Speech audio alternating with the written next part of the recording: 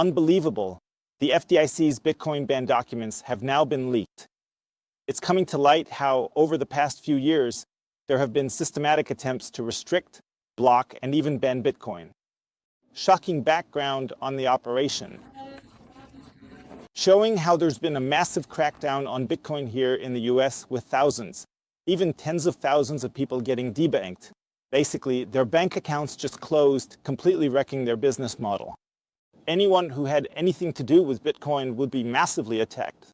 In a recent podcast, Mark Andreessen revealed Operation Choke Point 2.0. This led to revelations of repression, including from US Democrats like Elizabeth Warren against crypto and Bitcoin. And then a shock wave exploded here, and a lot of people came forward who had suffered massive repression here in recent years. In 2021, from the Democratic Party here in the US, from Elizabeth Warren and all those people who have been pushing their anti-crypto and anti-Bitcoin agenda. And now 25 letters have actually surfaced from the FDIC that were directed at banks. Against banks that, for example, Bitcoin offers who wanted to sell Bitcoin, who wanted to buy Bitcoin, who wanted to hold Bitcoin on their balance sheet, who wanted to offer Bitcoin loan offers. And all of this has led to not only a massive slowdown in Bitcoin adoption, but also to the Bitcoin price being heavily suppressed. The Bitcoin price would probably be much higher by now. We would probably already have Bitcoin loan offers on a large scale. Almost all banks here in the US would probably already offer Bitcoin. But no, through these letters and through these threatening letters and through this blackmail, which has taken place systematically here and is still taking place to a certain extent, the Bitcoin price would be massively manipulated, and in addition, Bitcoin adoption would be massively restricted. On a positive note, it's worth mentioning that Donald Trump wants to put a stop to this and end this Operation Shock Point, as well as the whole FDIC situation where Bitcoin is being heavily restricted. We're taking a look at these leaks, these documents. This is an absolute scandal that really needs to go public. So, share the video with your friends and subscribe to the channel. Things like this cannot simply be left undone. We need to create awareness. People have to understand that Bitcoin is something incredibly awesome. But the elite is trembling. The elite wants to ban it. They want to block it. They want to limit it. They are doing everything they can to, let's say, simply destroy Bitcoin, but they are not able to do it. As you can see, Bitcoin is now winning, and we are now looking at the explosive leaks. I can't show you all the leaks here, but I'll link all the letters and documents below so you can read through everything yourself. You can already see that some parts are redacted. A few names and such have been censored so that there's probably no way to trace it back, or that the people involved likely won't have to face any legal consequences or anything like that. I don't know why the people here have redacted these passages. In any case, you can see here E.G, a passage where it says that a bank, for example, tried to put together a Bitcoin buying and selling product, issue a debit card with Bitcoin rewards, and give out loans against Bitcoin. Another bank bought NFTs. Letters were sent out stating, if you're doing something with Bitcoin, you're not getting a bank account, we're shutting it down. Some are told, because of Bitcoin or crypto, your account is closed. Many have accounts closed without warning or explanation. When they try to unlock them, they get no response.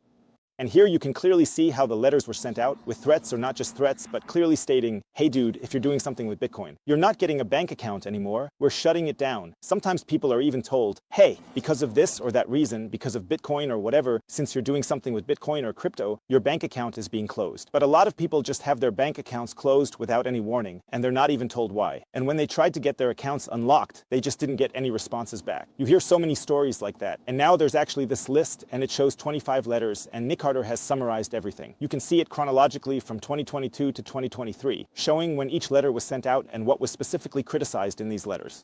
And now there's actually this list, and it shows 25 letters, and Nick Carter has summarized everything. You can see it chronologically from 2022 to 2023, showing when each letter was sent out and what was specifically criticized in these letters. Here you can see, for example, here a letter went out in June. In 2022, it was also about buying and selling Bitcoin. Then there are, for example, other letters. This one is about the rollout of digital banking platforms, meaning someone launched a digital banking platform here. Then there are other things, for example, here in Dallas on the 14th September. In 2022, there were Bitcoin-related services. Via mobile platforms were other things like bank board, crypto assets, and NFTs. So here, for example, a bank bought Bitcoin assets and NFTs, and that's why they're basically shutting down that line of business, or they received massive threats. This means that here, for example, there is Even entire banks, like for example, from Caitlin Long, what was the name of that bank again? All right, that was the custodian bank, and I can't quite remember all the details, but the custodian bank was definitely around in 2000. Was it 2022 or 2023? I'm not really sure anymore. There was definitely a regional banking crisis in the US. I think it was in 2023 at the beginning of the year, and the custodian bank was also a trigger for this banking crisis. And now in hindsight, it's come out that the FDIC was partly responsible and basically triggered the banking crisis. Afterward, they basically had to save the economy again, but they were the ones who triggered the banking crisis, driving it right into a wall. And that led to a chain reaction. A couple of other banks went down too, like Signature Bank, and the custodian bank, and I'm not sure if there was another bank involved, but there was definitely a chain reaction, and the FDIC played a role in triggering this regional banking crisis. At least now, in hindsight, it's come out that this isn't exactly breaking news anymore. It's actually been known for a few months. What's brand new here are these letters that were published. Joe Carter also made a summary of these 25 letters, which contained all the criticisms and basically everything that would be scrapped. He summarizes that the following 25 letters cover Bitcoin, Ethereum, private and public blockchain settlements, and stablecoin issuances. Some had stablecoins approved, but FDIC rejected them. Then, custody of crypto assets and NFTs by banks. Started with Libra, shut down by anti-crypto lawmakers fearing dollar risk. There were people who had already approved stablecoins in some way, but they were then rejected by the FDIC. And then there was the custody of crypto assets and NFTs by banks. By the way, what comes to mind is that all of this started with the whole Libra situation, which got shut down by what I call the anti-crypto team, because lawmakers were panicking that maybe the dollar was at risk or something like that. Then it continues with the custody of crypto assets and NFTs by banks, onboarding ecosystem companies as clients, Bitcoin-backed lending, providing custody services for stablecoins, issuing debit cards with Bitcoin cashbacks. And in the end, it's a huge list that basically makes all the Bitcoin and crypto stuff redundant and doesn't even give a chance to build any kind of business case or anything like that. In the end, that's the problem in 2021. You need to create a business-friendly legislation or regulations so that entrepreneurs come to your country, build new products, and drive adoption forward. But if you restrict that, then it just doesn't work. FDIC rules make Bitcoin. So banning Bitcoin or something like that isn't done by saying, hey folks, you can't hold Bitcoin anymore. Instead, you make the regulations so tough, like what the FDIC is doing behind the scenes, sending out letters saying, sure, you can do something with Bitcoin, but if you do, we'll just close all your accounts. And that's exactly what has happened to a lot of entrepreneurs. Many entrepreneurs can't just operate on a Bitcoin-only basis. They need to work with the fiat interface somehow. And that's what happened to so many entrepreneurs. And a lot of entrepreneurs can't just do business on a Bitcoin-only basis. They need to work with the fiat interface somehow. And it's not just that Bitcoin entrepreneurs and crypto entrepreneurs had their bank accounts frozen, but it was also the case that, for example, people who were involved with weapons, people who were doing something with marijuana, with hemp or whatever, and there were other groups too. Those are just two that I can think of. In 2021, they would systematically have all their accounts, etc., blocked, and that was even partly before the whole Bitcoin thing. So there was basically this whole list that the US government or the Biden administration had in mind. For example, Bitcoin, crypto, marijuana, weapons, and then there were a few other things involved. If you were on that list, they would just shut down your bank account and you'd be excluded from the banking system. You could still deal with Bitcoin only or cash or something like that, but it's really, really tough if you want to run an official business without a bank connection. Then, among the publications from the Carta, which included the 25 letters that were released, people started to speak up again. For example, one person says, I've been running a crypto fund for 8 years, and we had 3 banks that could open accounts, but then they closed them without any explanation in 2022 to 2023. That happened to almost every other crypto fund I knew in 2021. The bottleneck was strategic, implying a deliberate attack on Bitcoin. They aimed to protect the US dollar by targeting Bitcoin and the crypto market. It's puzzling why they oppose stablecoins as they promote the US dollar. They wanted to kill Bitcoin and take down the crypto market to protect the US dollar. If you don't have a good product, instead of improving it, you attack others like Bitcoin, the crypto market, and stablecoins. I don't get why they're against stablecoins, as they help spread the US dollar. Tether, a tool for spreading the dollar, isn't attacked because it's likely connected with government agencies. They target other stablecoins not linked with authorities. It seems anyone building something independent is attacked, and there's hope Donald Trump can change this. I mean, Tether is basically a huge tool for spreading the US dollar further, But Tether isn't really being attacked because it's probably very closely connected with government agencies and might even be seen as an extended arm of US authorities. Instead, they probably go after other stablecoins that aren't as connected with, let's say, the authorities and all. Virtually anyone who wanted to build something independent would be massively attacked here, and now the great hope is that Donald Trump will one day overturn this. So we're now looking at the aftermath. It's also interesting to see if anyone will actually be held accountable for this or something like that, because real lives are being destroyed. Entire companies, whole businesses, and even entire industries are being wrecked, and this is still very deeply ingrained in people's minds. Entire banks have been taken down, and all that.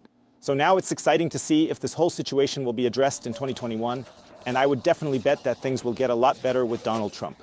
It's really important to note that everything we're discussing here pertains to the past. Right now, from what I've gathered and understood, the regulations are definitely a lot better. Of course, they're still not where they should be, but at least they're not randomly shutting down Bitcoin and crypto accounts anymore. That's actually part of the past now, and that's why there are now initiatives like from Howard Lutnick, the CEO of Cantor Fitzgerald, who says he wants to expand the massive Bitcoin lending market in the US. And that's only possible now that he has clarity from Donald Trump, who is going to heavily support this. Howard Lutnick is also on Donald Trump's team, and if Howard Lutnick is planning something like this, he probably has insider information from Trump that lending through banks is possible.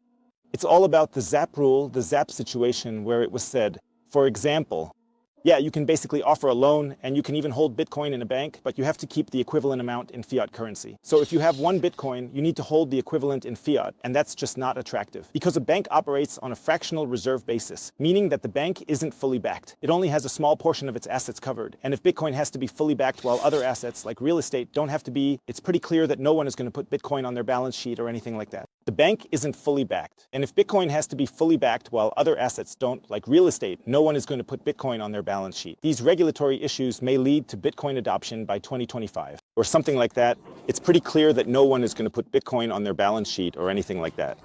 And in the end, these are the regulatory things that will probably lead to Bitcoin making massive advances in adoption in 2025. So it's all very sad, but in a way, it's a positive and bullish event for Bitcoin because it means that in the future, something like this might not happen so easily anymore. If it comes out now, okay, what was the agenda? Did it work? Did it not work? Well, it seems like it didn't work, and now there's also awareness, the lobby, and all the pro-Bitcoin folks who are uncovering this and doing really important work. This is all massively good for Bitcoin. It's like a little volleyball that you're pushing underwater. The price is being pushed down, but eventually that volleyball is just going to shoot right back up out of the water. That's the moment that could happen in 2025 with positive regulation. That was maybe a little like a volleyball being pushed underwater. The price is being pushed down right now, but eventually that volleyball is just going to shoot right back up out of the water. This is the moment that could happen in 2025 with positive regulation. The volleyball that's been held underwater for 2 or 3 years with the price being suppressed, the regulation being suppressed, could suddenly shoot up in a Godzilla candle or whatever you want to call it. It's definitely very interesting to watch. If you want to buy Bitcoin, I'll put a link down below for 21 Bitcoin. The easiest way to buy Bitcoin in Europe. You can buy Bitcoin super easily here. As a beginner or an advanced user, there are savings plans, limit orders, a lot more auto wallets, transfers, absolutely recommended. Here, with the code Bitcoin Hotel, you can still get up to 20% off the fees when buying Bitcoin. See you later. Peace out.